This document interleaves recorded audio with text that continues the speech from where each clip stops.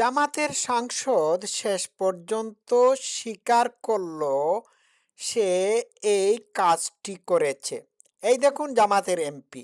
আমি ভিডিও ফুটেজটি আপনাদের সামনে প্লে করছি এই মুহূর্তে, তারপর মূল আলোচনায় যাব। হ্যাঁ, লেটস প্লে ফুটেজ।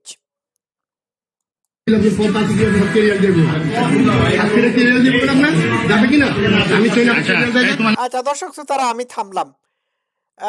জনগণ তাকে মামুনুল হকের মতো হোটেল রুমে পাকড়াও করেছে, ঠিক আছে। এই দেখুন এই মেয়েটার বয়স কত হবে, আর এই বুইড়া বেটার বয়স কত হবে। এই বুইড়া মাস এই ছোট্ট মেয়েটার সাথে কিভাবে এই কাজটি করলো আমাকে বলুন তো দেখি।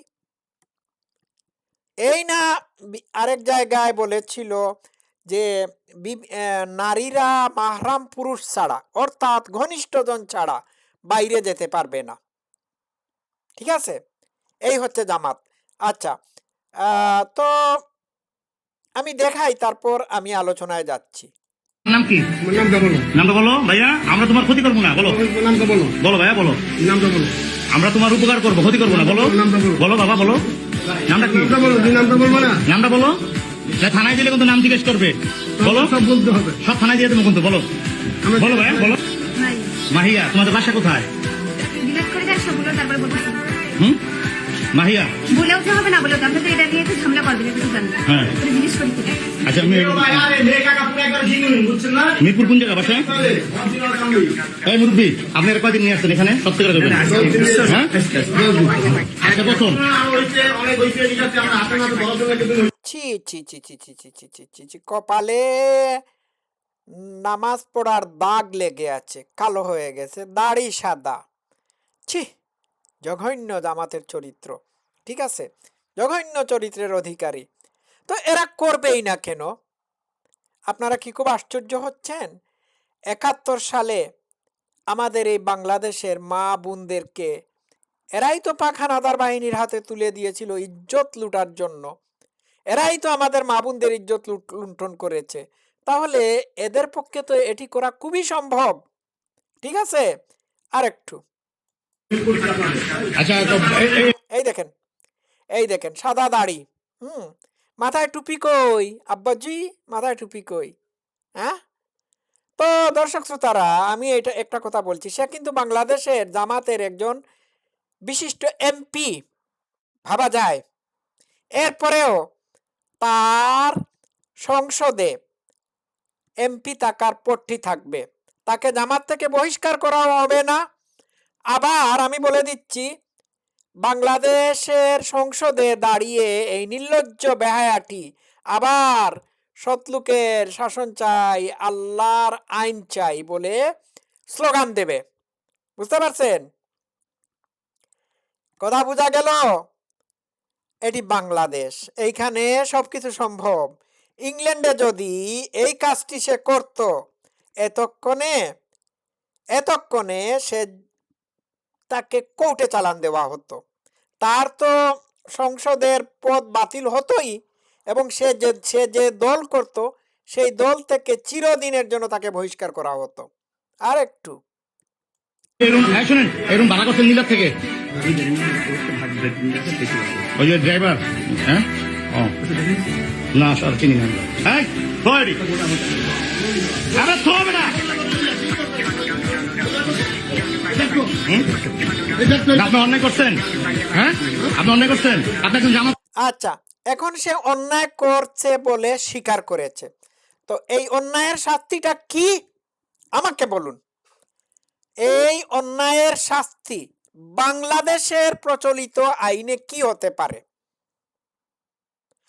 তাকে এই অন্যায়ের শাস্তি বাংলাদেশের প্রচলিত আইনে দিতে হবে, এবং তাকে সংসদে যাওয়া সম্পূর্ণরূপে নিষিদ্ধ করে দিতে হবে। তার দল যদি না করে থাকে, তাহলে তাকে তার সংসদীয় পদ বা সংসদে এমপি হওয়ার পদটি সম্পূর্ণরূপে বাতিল করে দিতে হবে। পবিত্র মহান সংসদে এই রাজাকার, এই আলবদর কোনো সময়ই প্রবেশ করতে পারবে না, করা উচিত না। চিন্তা করে দেখুন, ভাবা যায়। এই হচ্ছে জামাতে ইসলামী, এবং এর একটা তো ধরা খাইছে, একটা ধরা খাইছে, বাদ বাকিগুলো তো ধরা খায় নাই। বাদ বাকিগুলো এখন সতর্ক হয়ে যাবে, এখন হোটেল রুমে এই কাজ করবে না। এখন যেখানেই তারা এই কাজটি করুক, পরনারীদের সাথে যেখানেই তারা এই অপকর্মটি করে থাকুক, তাদেরকে ধরতে হবে। ঠিক আছে? তো আমার কথা হচ্ছে, আমি এখানে একটা বিষয় ক্লিয়ার করে নেই। দুইজনের